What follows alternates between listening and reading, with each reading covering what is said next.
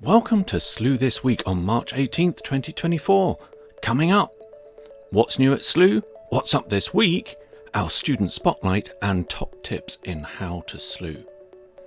What's new at Slooh? As we near our live star party to celebrate the total solar eclipse in 3 weeks' time on April 8th, educators still have time to attend our free professional development webinars, where Slooh educator Ross Glenn will teach you how to teach your students about solar eclipses.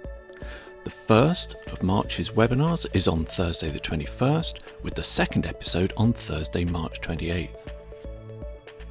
Let's take a look at what's up this week and some of your best observing opportunities.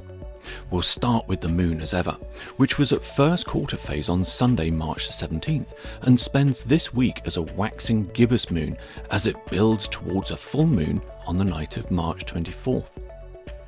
What about the planets this week?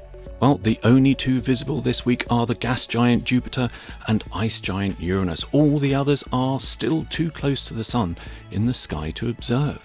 What about deep sky objects this week? Well, with bright moonlight spoiling the view, you should stick to brighter objects such as stars and star clusters whenever the moon is above the horizon.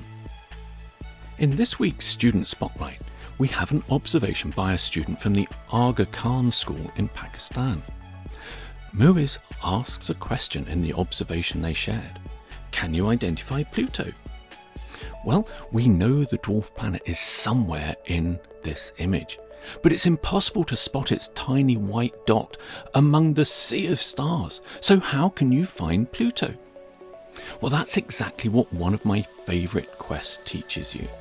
The In the Footsteps of Clyde Tombaugh walks you through the process he used to discover the tiny object back in 1930. You then use the same process to blink compare two or more images taken over successive nights to identify Pluto moving against the background stars. At the end of the quest, you'll create a time-lapse animation. If you complete the quest, make sure you share your animation as an observation, and we may feature it in Student Spotlight. And don't forget, if you'd like to be featured in next week's Student Spotlight, share your own observations or quest posters with the community.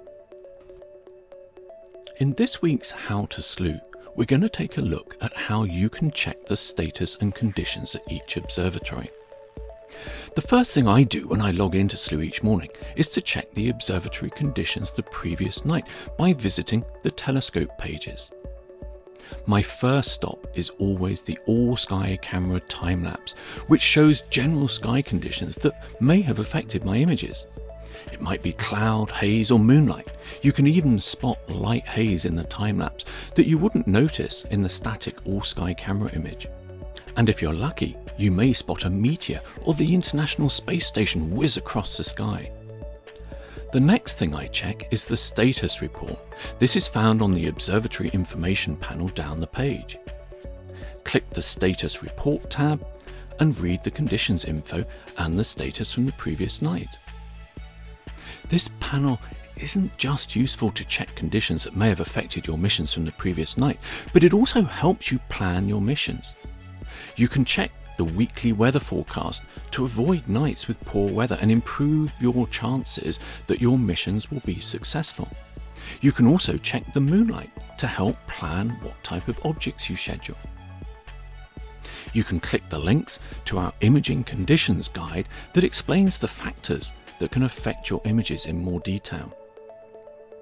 There's a stack of other useful information on this page, but I'll let you explore that yourself. But that wraps it up for this week. Until next time, clear skies everyone.